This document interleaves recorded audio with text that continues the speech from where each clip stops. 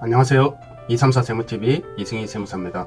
법인 기업에서 개인으로 자산을 가져오는 방법은 일반적인 급여 상여 이외에도 배당, 퇴직금 중간정산, 개인 기업의 영업권 평가로 인한 대금 회수, 그 다음 산업재산권의 B2B 거래, 개인과 개인 사업자와 법인 간의 거래 또는 개인과 법인 간의 거래가 있을 수 있겠습니다.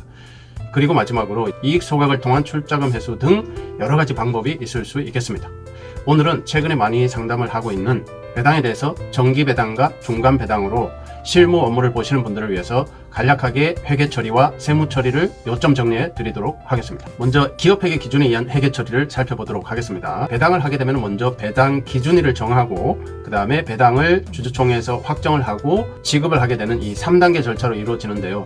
이 배당 기준일은 보통 12월 31일 결산일 많이 사용하는데 배당 기준일에는 특별한 회계 처리를 하실 필요가 없다. 다만 배당을 정하는 기준이 되는 기점이 된다는 사실만 기억하시면 되겠습니다.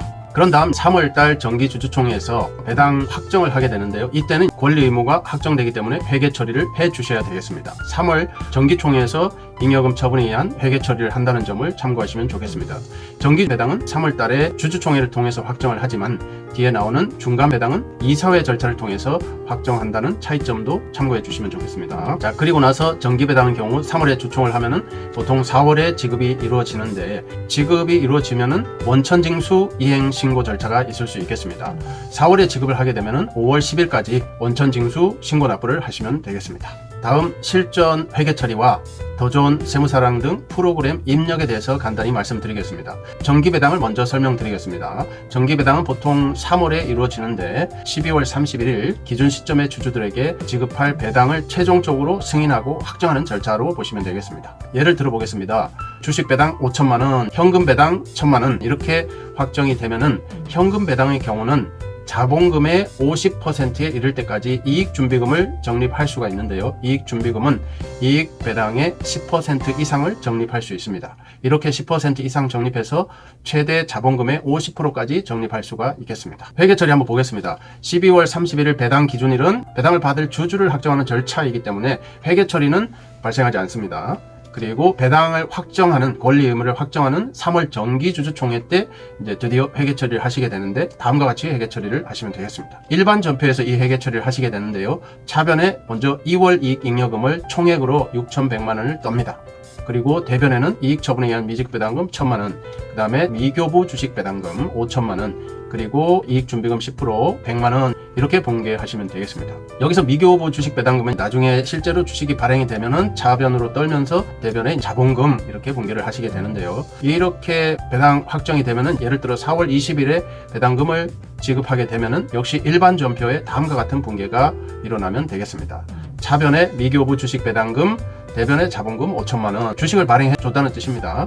그리고 이익배당 1,000만 원은 차변에 미지급 배당금 1,000만 원, 대변에 예수금 소득세, 예수금 주민세 각각 140만 원, 14만 원, 보통예금 846만 원 이렇게 결제를 하시면 되겠습니다. 그리고 이렇게 예수금 뗀 금액은 2월 10일까지, 2월 10일이니까 5월 10일까지 세무서에 납부를 하시면 되겠습니다. 다음은 중간배당 회계 처리 살펴보겠습니다. 중간배당은 추가배당이라고도 하는데 연중 1회에 한해서 아무 때나 할 수가 있겠습니다.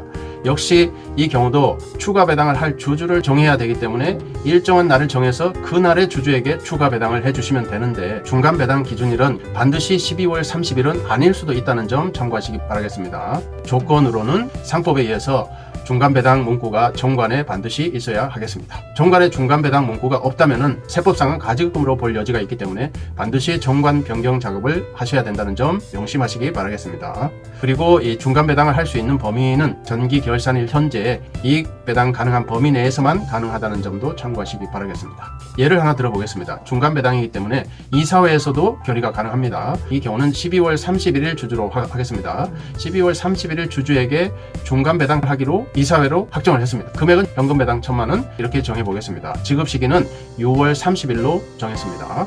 회계 처리를 한번 보겠습니다. 배당 기준일인 12월 31일은 별도의 회계 처리가 없습니다. 단지 배당을 받을 주주만 확정하는 그런 절차이기 때문에 회계 처리는 발생하지 않는다는 점 참고하시면 좋겠습니다. 다음 6월 10일 배당 결의일입니다. 이사회에서 배당 결의한 날입니다. 이때는 권리 의무가 확정되기 때문에 회계 처리가 일어나야 하겠습니다. 이 경우는 중간배당금이라는 임시 계정을 씁니다. 자변에 중간배당금 1,100만원 총액으로 적으시고 대변에 미지급 배당금 1,000만원 그리고 이익준비금 10% 100만원 이렇게 분개를 하시면 되겠습니다. 여기서 실무 꿀팁을 하나 말씀드리면은 중간배당 결의 내용 중에서 이익잉여금은 서식 입력을 하지 않아도 이익잉여금 처분계산서에서 불러오기가 가능하겠습니다. 그러나 이익준비금 10%는 별도로 이익잉여금 처분 서식에 입력하는 방법이 더 편리하다는 점도 말씀드리도록 하겠습니다. 그 다음에 실제로 배당을 지급하는 6월 30일은 역시 일반 전표에 다음과 같은 분기를 하시면 되겠습니다. 미지급 배당금 1,000만원, 예수금 소득세 140, 주민세 14만원, 그리고 보통예금 846만원 지불하시면 되겠습니다. 그리고 잉여금 처분 1,100만원, 중간배당금 1,100만원 이렇게 분개하시면 되겠습니다. 그리고 다음 달 10일, 7월 10일까지 예수금 140만원, 14만원, 원천 징수분 납부를 하시면 모든 회계 처리가 종결되겠습니다. 이상으로 정기배당과 중간배당에 대해서 간단히 살펴드렸는데요. 다시 한번 말씀드리지만 정기배당은 주주총회의 결의, 중간배당, 추가배당은 이사회 결의입니다.